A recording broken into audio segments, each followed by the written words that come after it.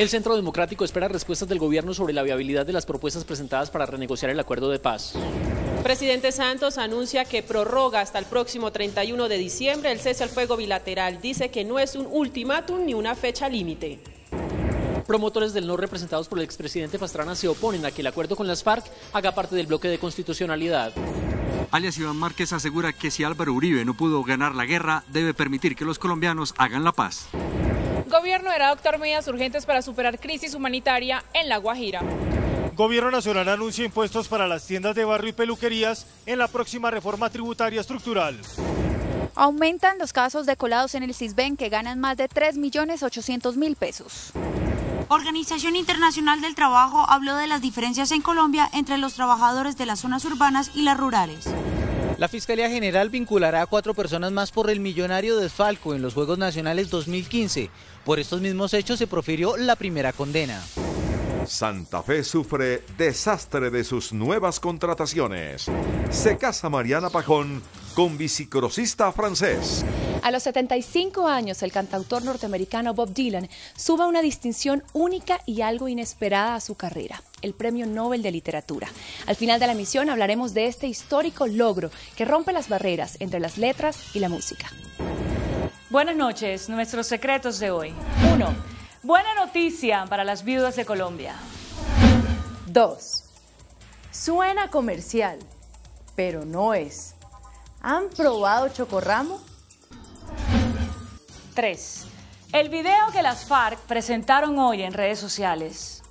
1, 2 y 3 al cierre.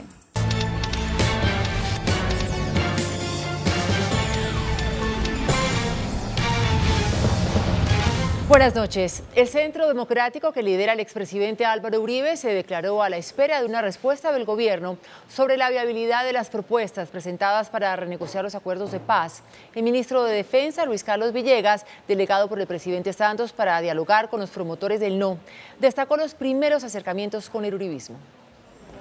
El gobierno finalizó el primer periodo de reuniones con el Centro Democrático, pero no ha definido si sus propuestas se usarán para plantearle a las FARC la posibilidad de renegociar el acuerdo. Se discutió mucho, no nos trajeron un comentario de respuesta a nuestras observaciones. Yo tengo que decir eso, pero tengo que decir que esta discusión fue buena, constructiva, y agradecimos mucho especialmente al doctor Humberto de la Calle. El gobierno insistió que cualquier modificación tendrá que ser acordada con la guerrilla. Que hay cosas nuevas, que cosas realmente pensamos que son imposibles, que cosas tienen chance de ser discutidas, pero discutidas con las FARC, porque esa es otra cosa que me parece que queda claro. Este es un acuerdo de paz con las FARC. Congresistas que asistieron a esta reunión en el norte de Bogotá consideran que no es fácil acercar los reclamos del uribismo a la negociación con las FARC. Yo veo que las posiciones son equidistantes, que no hay una solución práctica y que lo que a veces proponen los del Centro Democrático son ideas inamovibles, con lo cual, lo vengo diciendo hace una semana, no hay voluntad de hacer un cambio generoso en favor de la paz. Este fin de semana el gobierno unificará en un solo documento las propuestas aportadas por todos los movimientos políticos y el martes Humberto de la Calle y Sergio Jaramillo viajarán a La Habana para discutir con las FARC qué puntos se pueden renegociar. Y esta noche el presidente Juan Manuel Santos anunció que luego de reunirse con un grupo de jóvenes decidió prorrogar hasta el próximo 31 de diciembre el cese del fuego bilateral.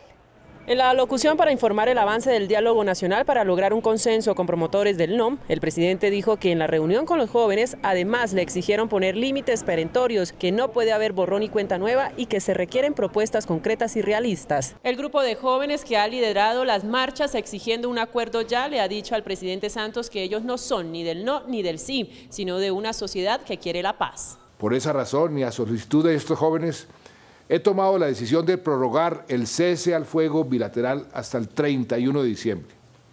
Pero que quede claro, muy claro, esto no es un ultimátum, ni es una fecha límite. Pero espero que todo este proceso para tener un nuevo acuerdo se termine mucho antes, porque como me dijo un estudiante hoy, el tiempo, presidente, conspira contra la paz y la vida. El presidente reiteró que no se puede perder la oportunidad de terminar para siempre con la violencia. El grupo de promotores del no, representado por el expresidente Andrés Pastrana, presentó su propuesta para la renegociación del acuerdo de paz. Piden que lo acordado en La Habana no se incluya en la Constitución. Las principales observaciones tienen que ver con la justicia transicional. Reconocen el Tribunal Especial, pero piden que los recursos extraordinarios sean resueltos por la Corte Suprema de Justicia. No pretendemos ver a los cabecillas de las FARC tras las rejas con camisas a rayas. Creemos que debe haber un sistema de justicia transicional. Creemos que la justicia transicional se debe aplicar a la terminación del conflicto, pero creemos que debe estar bien aplicada. También exigen que el acuerdo firmado con las FARC no haga parte del bloque de constitucionalidad. La paraconstitución creada por la introducción al bloque de constitucionalidad del documento de La Habana sería absolutamente inaceptable. En esta propuesta el pastranismo pide que los delitos relacionados con el narcotráfico no sean conexos a la rebelión y que hayan reglas claras para que las FARC devuelva todas sus propiedades. En una entrevista con la BBC, el jefe negociador de las FARC, alias Iván Márquez, le pidió al expresidente Álvaro Uribe permitir a los colombianos hacer la paz. Uribe tuvo 8 años para intentar aniquilar por la vía militar a las FARC y no pudo. Si no pudo ganar la guerra, que permita a los colombianos hacer la paz. Márquez afirmó que la moral de los guerrilleros se mantiene elevada y manifestó que en todo caso el país debe salir pronto de esta situación de incertidumbre. Que la dilación que pretende uno de los sectores del no es para, digamos, dar por terminado el proceso de paz. Pero los colombianos no estamos dispuestos a eso. Expresó que los negociadores de las FARC están dispuestos a escuchar a todas las partes. El secretario general de la Organización de Estados Americanos, Luis Almagro, tras una reunión con el presidente Santos, dijo que es urgente una solución pronta para resolver el impasse generado por la victoria de no en el plebiscito. Almagro señaló que teniendo en cuenta la participación de la OEA en el posconflicto, la no implementación de los acuerdos pone en situación de vulnerabilidad a los pobladores de las zonas rurales y a los miembros de la misión de verificación de ese organismo.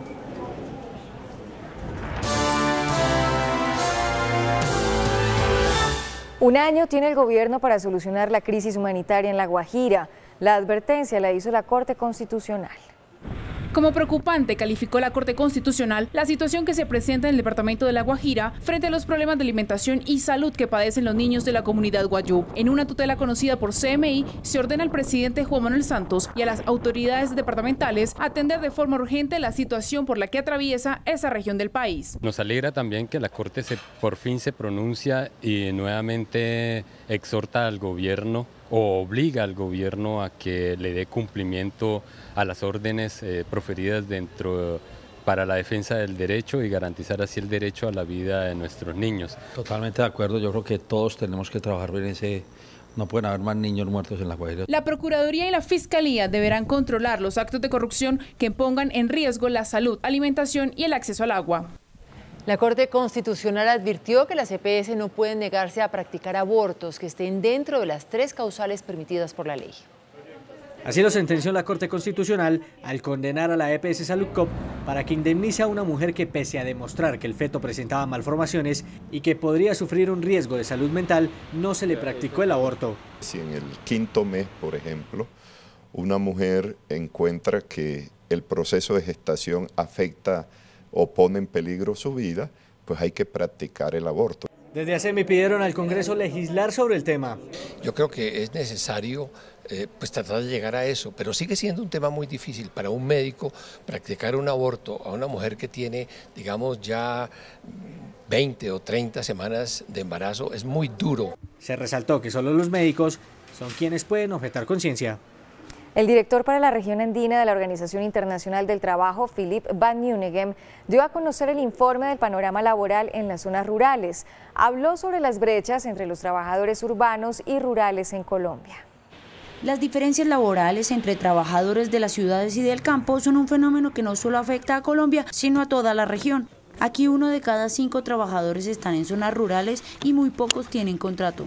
Solamente 27% de estos asalariados tiene contrato. las diferencias salariales son evidentes. Significa que el hecho que un trabajador esté en la zona rural ganara 2/3 de un trabajador urbano.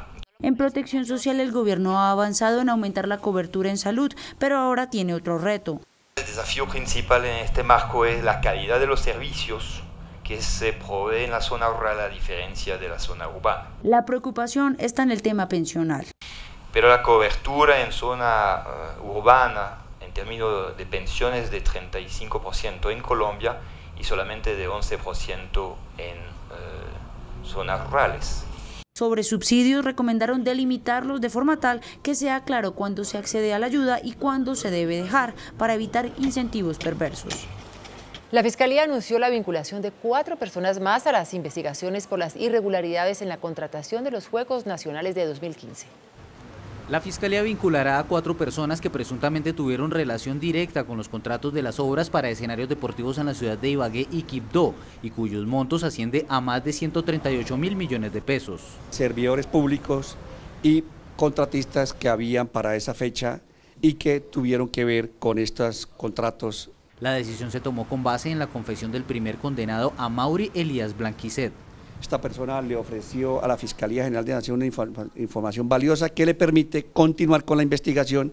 Justamente el presidente Juan Manuel Santos pidió que se determine si hubo responsabilidad de funcionarios públicos. La conducta del curador, que incurriendo en graves anomalías aprobó los diseños de obra en tiempo récord, así como la de los mandatarios que son mencionados. Igualmente anunció un decreto para ejercer mayor control a la corrupción. Hay escándalo en Medellín por la realización de procedimientos estéticos en un hospital público. El Contralor de Antioquia y familiares del gerente del centro asistencial se practicaron los procedimientos que se hicieron pasar como incluidos en el Plan Obligatorio de Salud.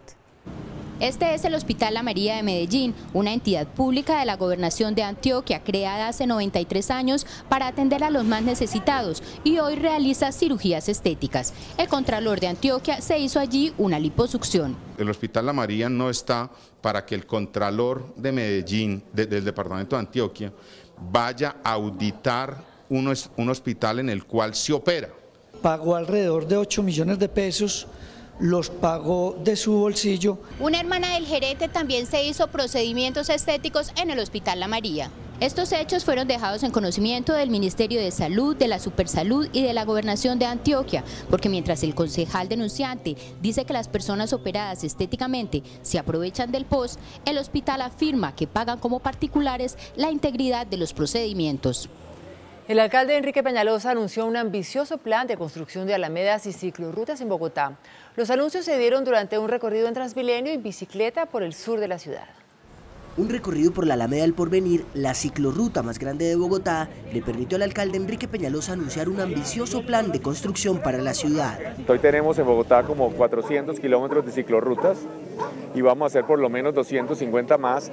Las nuevas redes de ciclorrutas y alamedas se sumarán a troncales de Transmilenio que se planean en las vías arteriales. Vamos a pasar de 111 kilómetros de Transmilenio a 340 kilómetros de Transmilenio. El alcalde también aprovechó para presentarles el sistema Transmilenio a cerca de 40 invitados internacionales que llegaron de Estados Unidos, Francia, México, Australia y Bélgica para la gran cumbre de alcaldes que se realiza en la capital. En la Cumbre Mundial de Alcaldes que se realiza en Bogotá, la alcaldesa de Madrid, Manuela Carmena, hizo un llamado para mejorar el transporte público y dejar de usar los carros en la ciudad. En el poco más de un año que lleva Manuela Carmena como alcaldesa de Madrid, los vecinos de la capital española se la han podido encontrar en el metro yendo al trabajo. Aquí en Bogotá, Carmena defendió precisamente la importancia del transporte público. El transporte público es la base de la movilidad en una ciudad y para eso es imprescindible el buen transporte público, que es lo que Madrid tiene, y luego sí creo que es muy importante que para que se deje de usar el coche privado, pues se utilice el coche público, y no hay cosa más eficaz que la ejemplaridad. Según la alcaldesa, la historia es el aporte que Madrid puede dar a Bogotá. Carmena también resaltó la importancia de combatir problemas como la desigualdad. El exfutbolista de la Selección Colombia, Diego León Osorio, fue capturado en el aeropuerto de Río Negro, en Medellín, con 1.145 gramos de cocaína cuando pretendía viajar a España. Hombres de la Policía Antinarcóticos se percataron del nerviosismo del exjugador.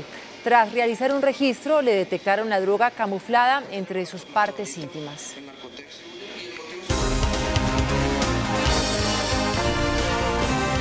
El ministro de Hacienda, Mauricio Cárdenas, anunció la unificación de impuestos para las tiendas de barrio y establecimientos comerciales en la reforma tributaria, que será radicada la próxima semana en el Congreso.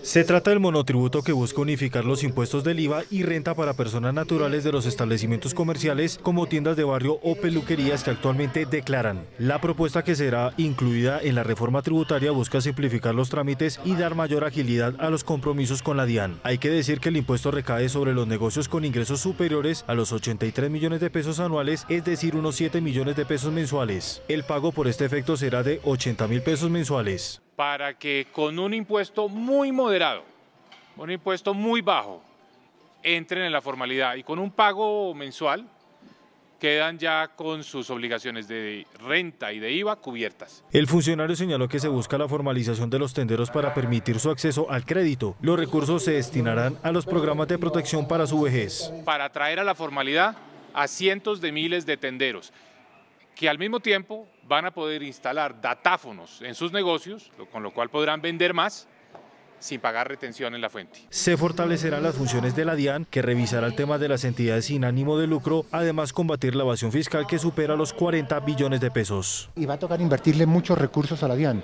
pero hay que modernizarla tanto en sus sistemas operativos como en sus sistemas electrónicos. Se espera que la reforma tributaria sea radicada el próximo martes. La presidenta de la Agencia Nacional de Minería, Silvana Habib, sostuvo que el gobierno evalúa acciones judiciales contra el fallo de la Corte Constitucional que entrega facultades a entes territoriales para decidir sobre proyectos mineros.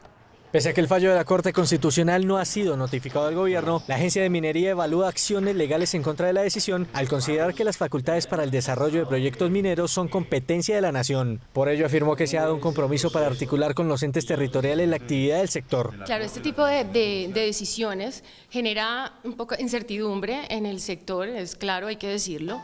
Sin embargo, sin embargo, para eso existe una institucionalidad como la que tenemos en el sector minero, que somos respetuosos y acatamos las decisiones judiciales, que propondemos por aplicar esos fallos y establecer una estructura jurídica clara. Hizo un llamado para que los jueces sean partícipes de las discusiones del sector. El director de Planeación Nacional, Simón Gaviria, reveló que los colados en el Sisbén, que ganan más de 3.800.000 pesos, van en aumento. El director del DNP reportó casos de familias o personas con ingresos de más de 3.800.000 pesos mensuales que tienen puntajes bajos en el Sisbén. El número de colombianos que ganan más de 3.8 millones de pesos que tienen puntaje Sisbén bajo pasó de 80.000 a 135.000. De acuerdo con Simón Gaviria, estos casos son indignantes y afectan a la población más vulnerable de Colombia. Es un robo social y supremamente injusto con los colombianos más humildes. En Bogotá, Medellín, Barranquilla, Cartagena y Cali se reportan más casos de fraudes de este tipo. Es incierta la fecha de entrega del túnel de la línea. El Instituto de Vías asegura que el contratista no cumplirá con la entrega de obras, ni siquiera dándole una prórroga de 3 meses, como lo ha solicitado. El plazo solicitado por el contratista del túnel de la línea de 3 meses no le alcanzará para culminar las obras, advirtió el director del Invías. Tenemos un 87% de ejecución, estaríamos del orden del 89% cuando se termine el actual plazo contractual, que es el 30 de noviembre del 2016. La veeduría y la interventoría señalan que el contratista tendría las obras terminadas en julio de 2017. La Procuraduría, entre tanto, tiene en la mira el cumplimiento del contrato. Cómo se van a ejecutar unas obras para que no nos queden unos elefantes blancos. El instituto está en la encrucijada de prorrogarle hasta una fecha que sea posible de cumplir o terminar el contrato el 30 de noviembre y determinar cómo se finalizará la obra. Al túnel de la línea, a cargo del contratista Carlos Collins, le faltan 3,5 kilómetros de revestimiento. El índice de capitalización de la bolsa, que mide el comportamiento de las 20 principales acciones, cerró a la baja. El índice de capitalización de la Bolsa de Valores de Colombia bajó 0,02% a 1.354 puntos. La acción que más subió fue la de Nutresa, con una valorización de 1,35% a 25.480 pesos. La acción del Banco de Occidente fue la que más cayó, con una pérdida de 4,84% a 35.020 pesos. La acción más transada de la jornada fue la de Preferencial Bancolombia, al movilizar más de 10.000 millones de pesos. El precio del dólar cerró al alza. Indicadores económicos del día en CMI. La tasa representativa del mercado que regirá para mañana viernes será de 2.930 pesos con 78 centavos. Los profesionales del cambio compran la divisa en 2.760 pesos y la venden en 2.790 pesos. Un euro cuesta 3.203 pesos con 50 centavos. La libra de café en Nueva York se cotizó a $1 con 52 centavos. El azúcar se transó en 22,91 centavos de dólar la libra. El barril de petróleo WTI se cotizó en $50 con 53 centavos. Una acción de Ecopetrol cuesta 1.325 pesos. El cantautor Bob Dylan es el primer estadounidense en ganar el Premio Nobel de Literatura desde que la novelista Toni Morrison lo obtuviera en 1993. Después de comerciales hablaremos de su trabajo, que abre una puerta en los cánones tradicionales literarios y hoy es gratamente reconocido.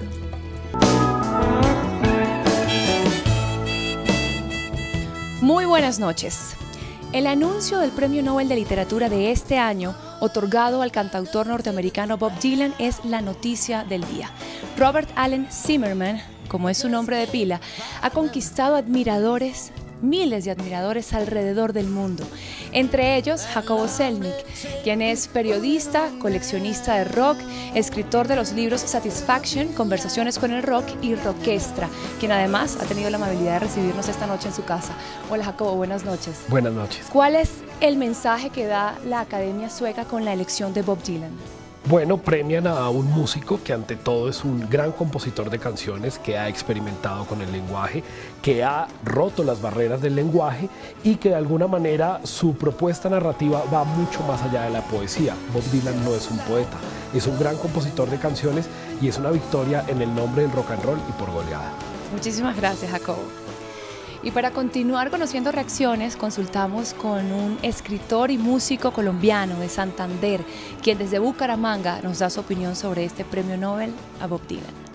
Se me hace lo más natural del mundo, porque si ustedes recuerdan, la primera obra literaria de gran envergadura en el mundo se llama La Ilíada, y se reconoce también junto a ella la Odisea de Homero, que era nada menos que un cantante. En esa época la literatura no se escribía, la hacían los aedos. De tal manera que la Academia Sueca está demorada más o menos 30 siglos en hacer un reconocimiento a la gente de la banca de los músicos. Mientras tanto, en Bogotá, los conocedores de la música y la lengua aplaudieron la decisión de la Academia Sueca. Bob Dylan es ante todo un poeta.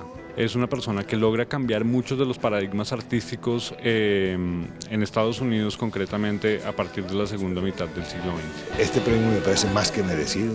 Es, como yo digo, llegó un garrotazo para que ojalá piensen en poner un Nobel a la música, que es realmente hoy en día ese pequeño libro que generalmente están leyendo los jóvenes, porque a veces la vida no les da tiempo para leer un libro.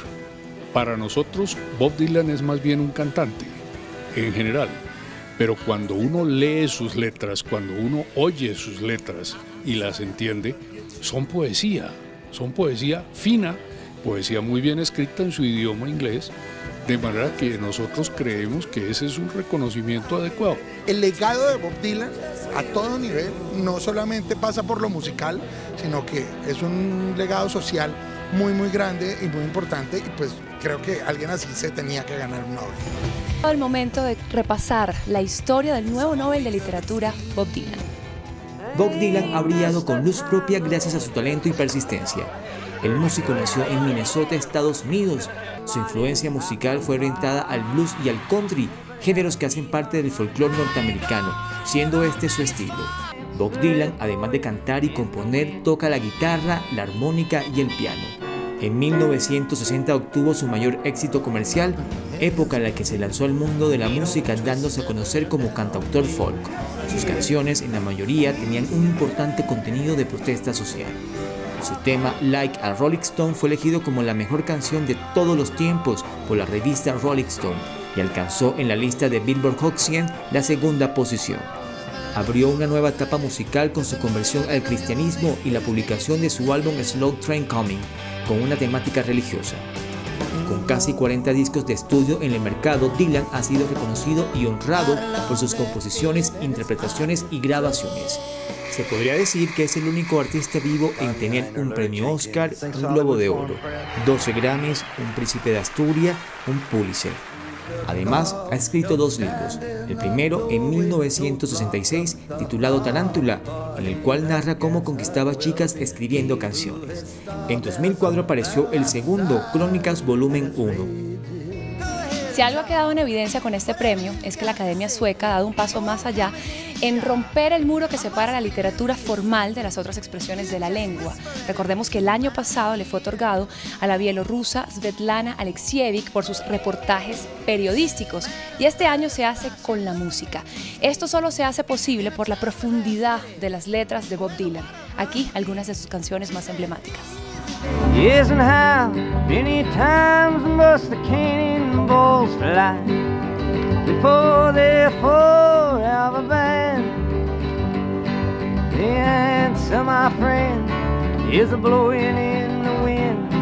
Some writers and critics, you prophesize with your pen and keep your eyes wide, the chance won't come again. I heard one person starve, I heard many people laughing. I heard the song of a poet who died in the gutter. I heard the sounds of a clown who cried in the alley. Here's the story of the hurricane. No matter tide, he came to play. But something gathered down. You're invisible. You got no secrets to conceal. How does it feel? How does it feel? That long black cloud is coming down. It's like I'm knocking on the devil's door. Hasta aquí las noticias del entretenimiento. Hoy me despido desde la casa del escritor Jacobo Selnick, que tiene una tremenda afición por Bob Dylan. Que tengan una muy feliz noche. Nosotros nos vemos mañana. Chao. Después de la pausa, nuestros secretos de hoy. 1. Buena noticia para las viudas de Colombia. 2. Suena comercial, pero no es. ¿Han probado chocorramo? 3. El video que las FARC presentaron hoy en redes sociales. 1, 2 y 3 después de comerciales. Nuestros secretos de hoy. 1. La Corte Constitucional prácticamente decidió ya adoptar una posición que beneficiará a todas las viudas del país. Todo indica que la Corte fallará a favor una demanda que podría tumbar la norma que prohíbe a las mujeres tener pensión de viudez cuando se casasen después de enviudar. Se trata del artículo 62 de la Ley 90 de 1946, la cual advierte que la pensión de viudez cesará cuando la viuda contraiga nuevas nupcias. Para los demandantes, la norma expedida hace 70 años viola el derecho al desarrollo a la personalidad y a la seguridad social en pensiones, argumentos que comparte el ponente Alejandro Linares, quien pide tumbar ese artículo porque dice: esa condición para la pensión de viudez es discriminatoria e injustificada contra las mujeres que deseen conformar una familia de nuevo. En la ponencia se advierte que los estímulos económicos que tienden a limitar el estado civil de las personas son una intromisión a la autonomía personal y a la libertad de conformar una familia mediante la condición de permanecer viuda. Como dice el refrán, cásate Juan, que las piedras se te volverán pan. 2. Uno de los fenómenos alimenticios de nuestro país se llama chocorramo. Hace años se exporta a Estados Unidos y ahora amplía su mercado mundial. 85.000 unidades de chocorramo están en este momento en alta mar, rumbo a Sydney, en Australia. En marzo pasado, en una macrorrueda de negocios organizada por ProColombia, la firma australiana Cheeky Foods se interesó en el producto y decidió adquirirlo. Australia se convierte así en el segundo mercado para el chocorramo, después de Estados Unidos, a donde se despachan 140.000 unidades cada 2 meses. 3. ¿Qué se han hecho los hombres de las FARC? ¿En dónde están? ¿Qué hacen? ¿Y qué esperan? Circula en redes sociales un mensaje que las FARC han producido. Sus hombres están en los llanos del Yarí, en el Meta, en Ituango, Antioquia, en Miranda, Cauca, en Norosí, sur de Bolívar, en la serranía del Perijá, todos preconcentrados. Produjeron el siguiente video que muestra el momento que viven y la decisión que han tomado.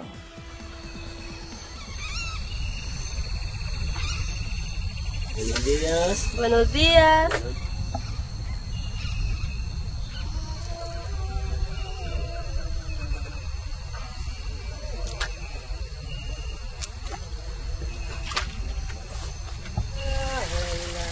Vive soñando el nuevo en que los hombres volverán a ser hermanos. Escucha, hermano, la canción de la alegría, el canto alegre del que espera un nuevo día. Ven, canta, cantando, vive soñando el nuevo sol, en que los hombres volverán a ser hermanos. Si en tu camino Es la hora de la paz. Hasta mañana. Que descanse.